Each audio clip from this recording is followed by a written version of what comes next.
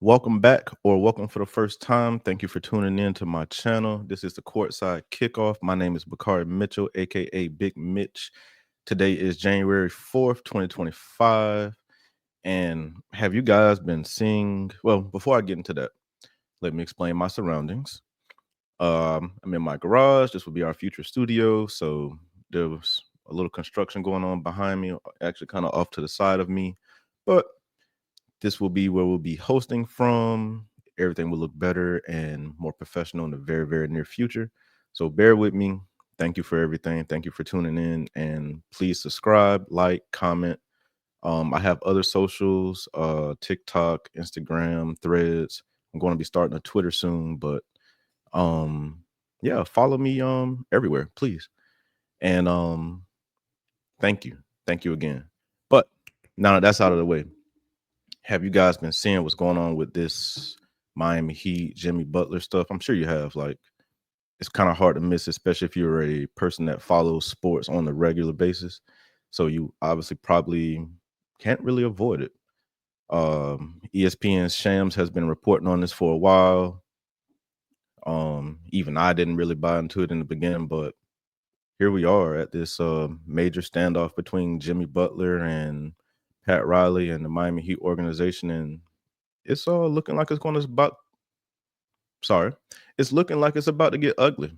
Not sure how ugly. I don't think it'll get Minnesota ugly, but I do think it'll get pretty nasty from the way that it seems. So let's talk about the fallout and how did we get here to the begin with. So there's probably a varying difference of opinions on how we got here and how Jimmy Butler got here or whatnot. But this is my opinion, and this is what I'm thinking. And from the little bit that I shouldn't say little bit because I'm a Miami Heat fan, but I pay attention a lot. But and this isn't a little thing, so this has been going on for a while. But in my opinion, all of this started a few years ago, not maybe after, not right after, but after the 2020 finals in a bubble, in 2021, after that season, it seems as though the Miami Heat were indicating that they were going to make moves for a different star or a star to pair alongside Jimmy. Um, Obviously, we've been through Kevin Durant, Kyrie Irving. I think James Harden was mentioned for a little while. Dame Lillard, and obviously none of those panned out. I'm not quite sure why they all didn't. I kind of thought the whole name thing was going to pan out because we had a couple of draft picks, Tyler Hero, but obviously Portland didn't want that. So they went with I definitely wouldn't call it a better deal. They I think they just really just stuck it to Dame just because he wanted to come to Miami, but that's neither here nor there. But that, in my opinion, is where the fallout begins.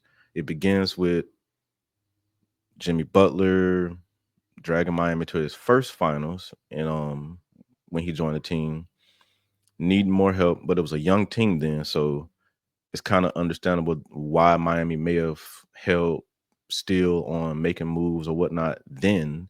But over the next couple of years, going to the playoffs, and clearly Boston upgraded and some other teams this year, New York upgraded, but Milwaukee is pretty much the same the last few years outside of losing Drew Holiday. But Miami hasn't did anything. If you've been paying attention to the Miami Heat, they haven't done anything. They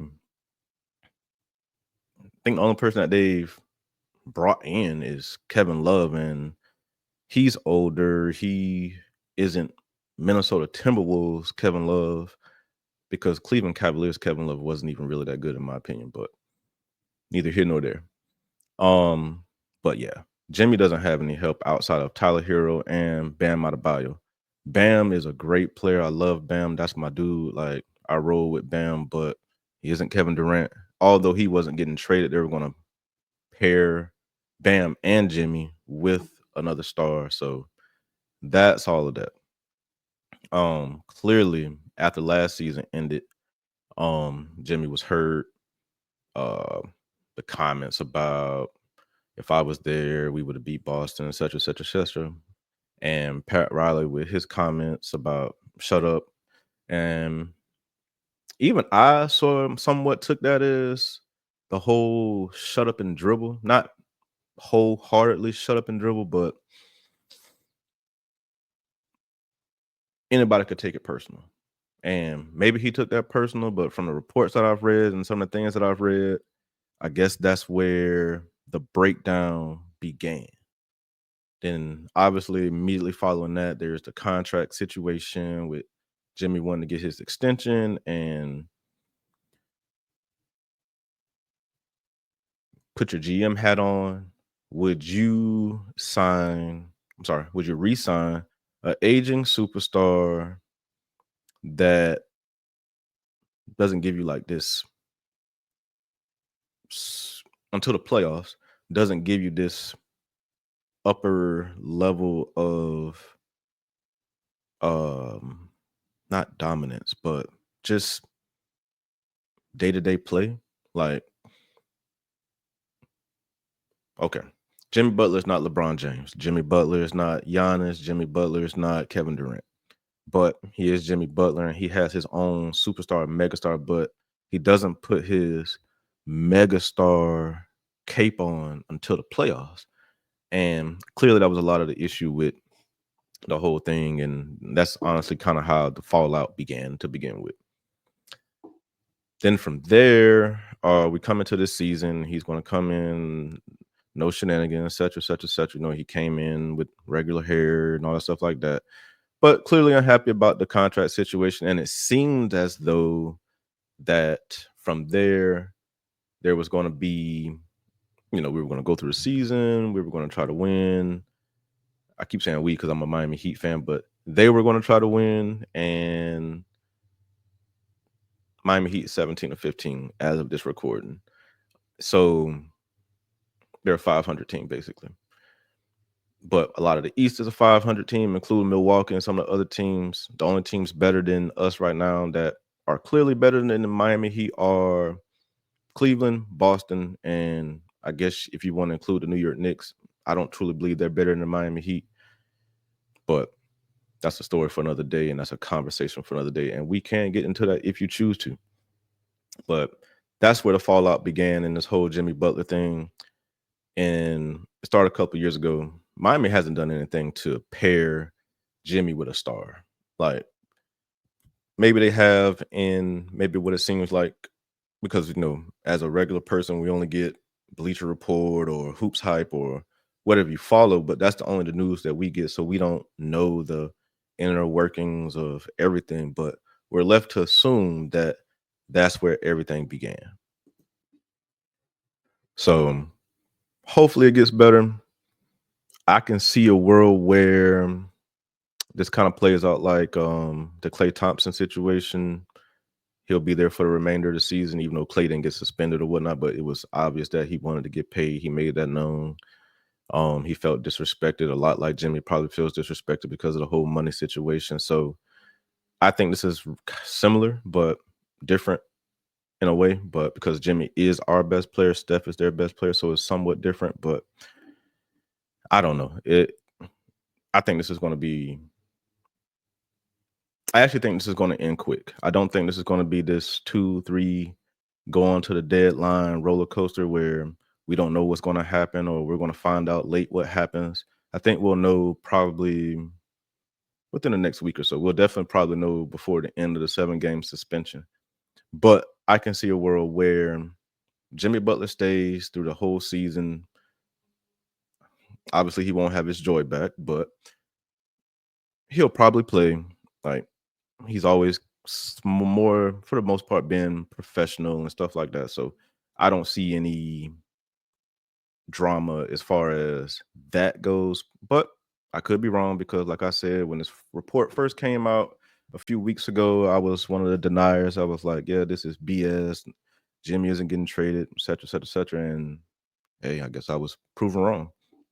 But with that being said, let's get into some of these potential Jimmy Butler trade destinations. We've heard the Dallas Mavericks. We've heard the Houston Rockets, we've heard Phoenix Suns, we've heard Golden State, we've heard him say, or through his representation, say that he'll play anywhere. So I doubt he's going just anywhere. But who knows? So let's talk about what we know. I read a report a couple hours ago that said the Golden State Warriors are eyeing Chicago's Vucevic, more realistic trade than Jimmy Butler. I agree. I had a conversation with somebody a couple of days ago, and I even said that Vucevic is probably a better fit. He's a big guy. He can shoot threes, et cetera, et cetera, et cetera. He fits with the rest of the team. Jimmy is not a ball stopper, but Jimmy isn't Klay Thompson, and he's not a sniper. So I don't think he necessarily fits Golden State's system unless they're going to use him maybe as a point guard type thing, maybe not like list him as point guard, but use him as a point guard. But they have Draymond, and so now you have two guys in your starting lineup that can't shoot that well or don't shoot a lot of threes. And how's that going to affect Steph and the Buddy Hield, or if he stays and however that works? But so I don't see Golden State happening. Houston, you have older veterans already. Dylan Brooks isn't that old, but Fred VanVleet really isn't that old either. But you have veterans. If you trade for Jimmy Butler, Miami is obviously going to demand some of your young guys. Probably a Jabari Smith. Definitely probably Jalen Green, especially since he signed that weird contract that seems like they kind of want to move him anyways, potentially, or make it easy to move him. So, but I don't think that is the trade that Houston has been waiting for Jimmy Butler. I would think that if they were going to make a trade, it would probably be for somebody a little bit more higher profile that could become disgruntled. But I don't think it's Jimmy Butler. So Houston, I don't see. Dallas, if Klay Thompson wasn't there, I could probably see it. I doubt they signed him to trade him. Speaking of Klay Thompson, so I don't see a world where they get Jimmy Butler because they would have to basically gut the rest of their team, and it would create this older, since three of the guys would be in their 30s, this older big four. But we kind of saw how that played out with the Lakers back in the day when they had Kobe, Shaq, Karl Malone, and Gary Payton. They almost made it, but they didn't make it. Detroit got them. So I just don't see that happening with the Dallas Mavericks. I just don't. It could. They're not trading Kyrie. Obviously, they're not trading Luka. Doubt they trade Clay. So you're talking about now to get to Jimmy Butler's $48 million. You're almost certainly trading Lively, PJ Washington, Hardy. Yeah, you're gutting your team. So Dallas, doubtful. And obviously that leaves Phoenix, and I left them for last on purpose because they're probably the most interesting. If it happens, it kind of seems like that's probably where it's going to go, but obviously that's going to come down to Bradley Beal waiving his no trade clause. And if I'm Bradley Beal playing with Devin Booker and Kevin Durant, although in a loaded West, why the hell would I decline? I mean, I'm sorry. Why would I waive my no trade clause to go to Miami?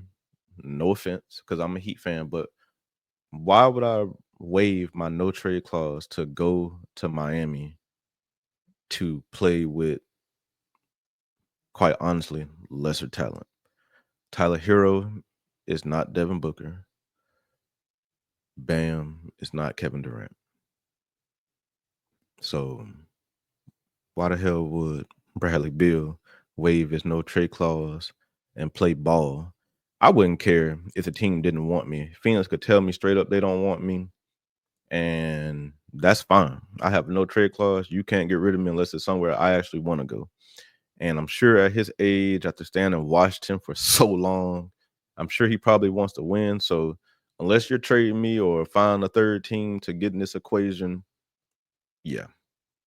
So That's why I said earlier that I could kind of see this Jimmy Butler situation playing out through the season, maybe going into the offseason, he'll be a free agent. And then it would be like the Paul George situation where we could potentially lose him for nothing, but the Clippers seem to be doing okay in that situation. They freed up their cap space. They're not a cap team. So I'm not going to get into all that because that's a lot of stuff I don't necessarily understand because I don't understand the aprons first, second. I've read about them, but I don't completely understand them to regurgitate the information yet. So I'm not going to do that.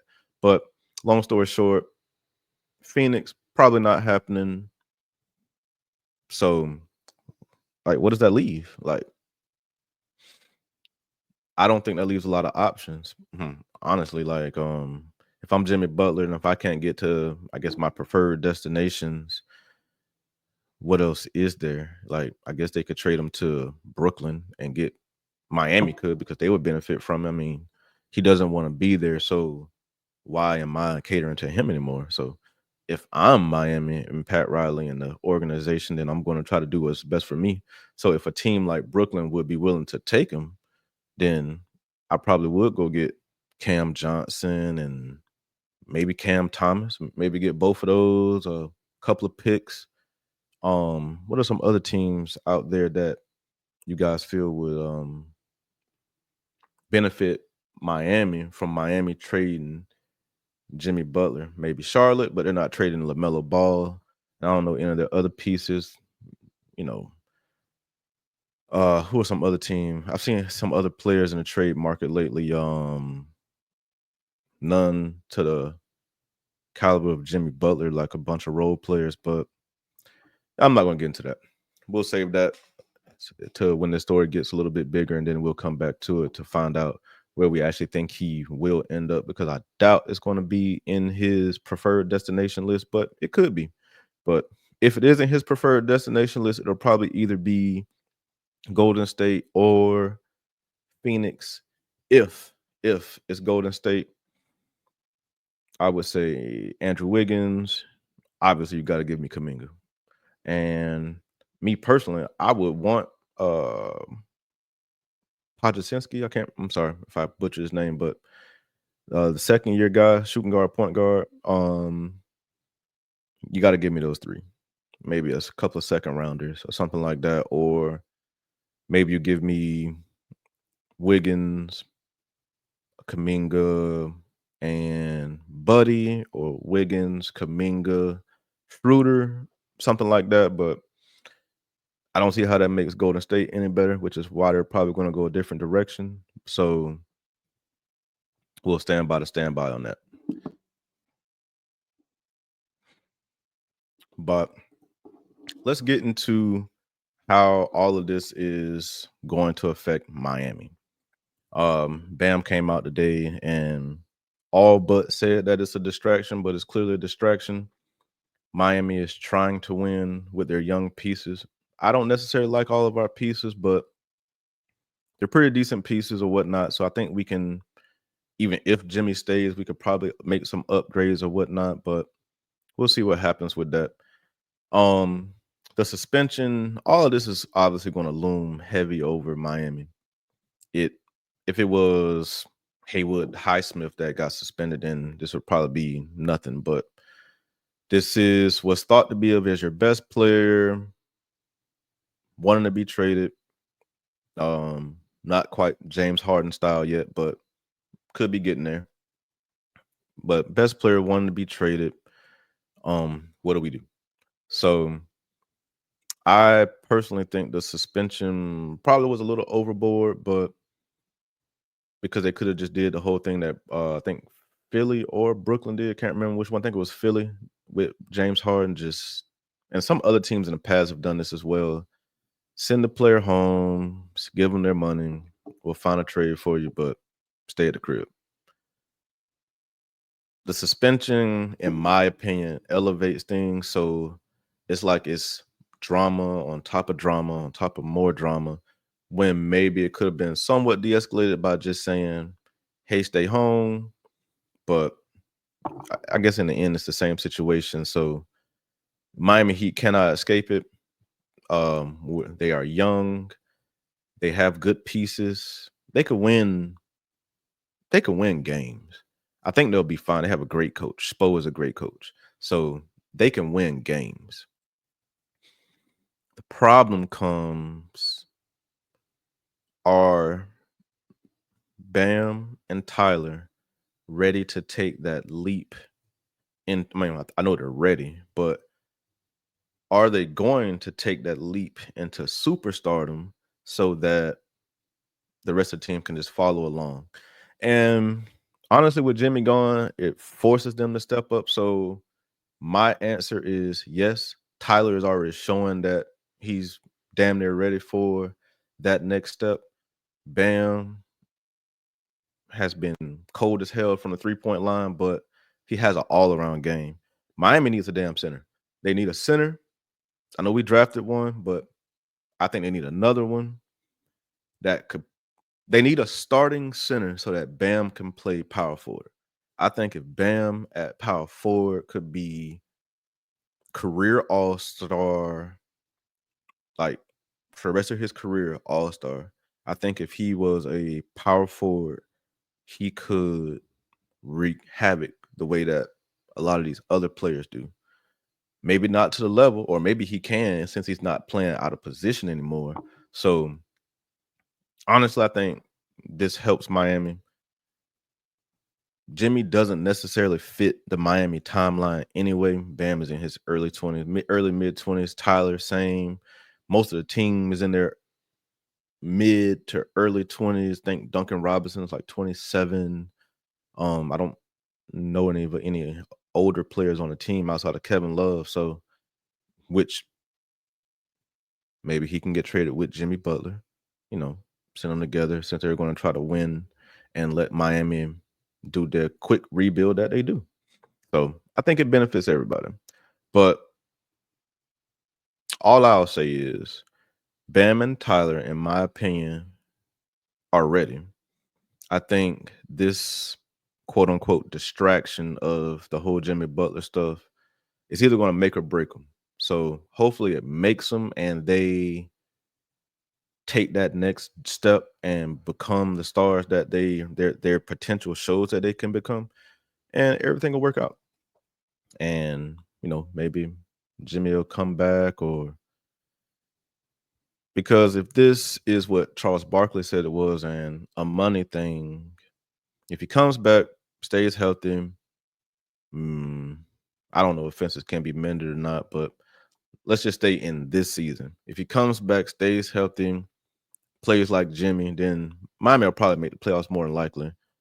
And then we go from there. But we'll see what happens for the rest of the season. But I think Miami will be fine. I think they're in a 6th spot right now. I think even with the team without Jimmy, I think that's probably where they'll be at, between 4 and 6. I hope they just stay out of the play-in since they've been playing the last 2-3 years. But stay out of play-in. Let's stay in that 5, 6, maybe 4 spot if we can get there. I think they're fighting with Cleveland, Boston, and New York are 1, 2, 3. And then so for 4, 5, 6, we'll probably be battling with Milwaukee.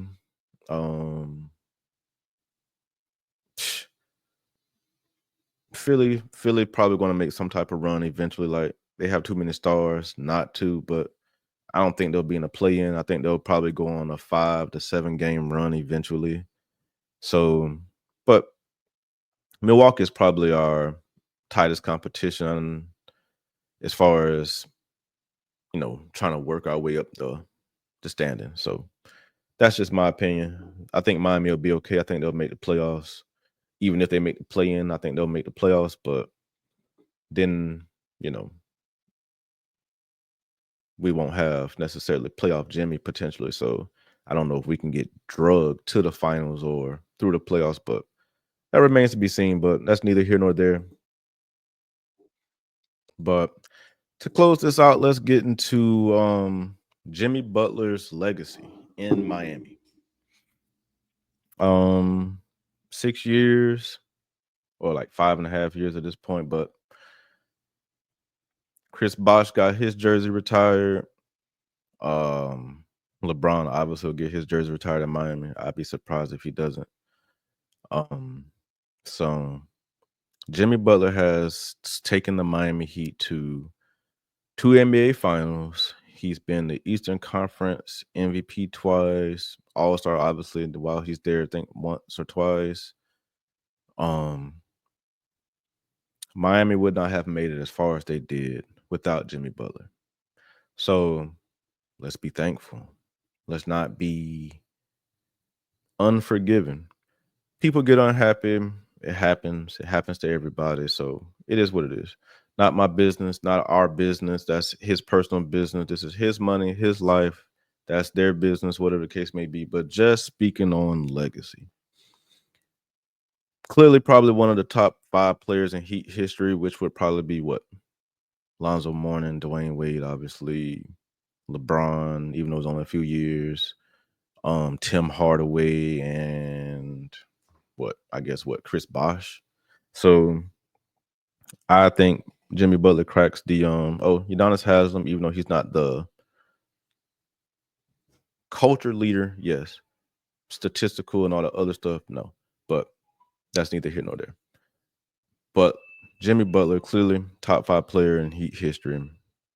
The numbers probably don't say it, but where Miami has been with him says it all. So give him a jersey, retire number 22. That's my personal opinion. Love Jimmy. Not going to stop loving Jimmy. Wish him the best. 35 going on 36. NBA finals NBA championship in his future. Probably not. A lot like James Harden. I think this is probably the end of the road for him. But who knows? I wish him the best. I wish Miami Heat the best. I wish you all the best. But like, comment, share, follow, subscribe. Check me out on all the other socials. This is the Courtside Kickoff. My name is Bakari Mitchell, aka Big Mitch. I am your host. I will see you soon. Thank you for tuning in. Peace. Have a great night. Check out these football games.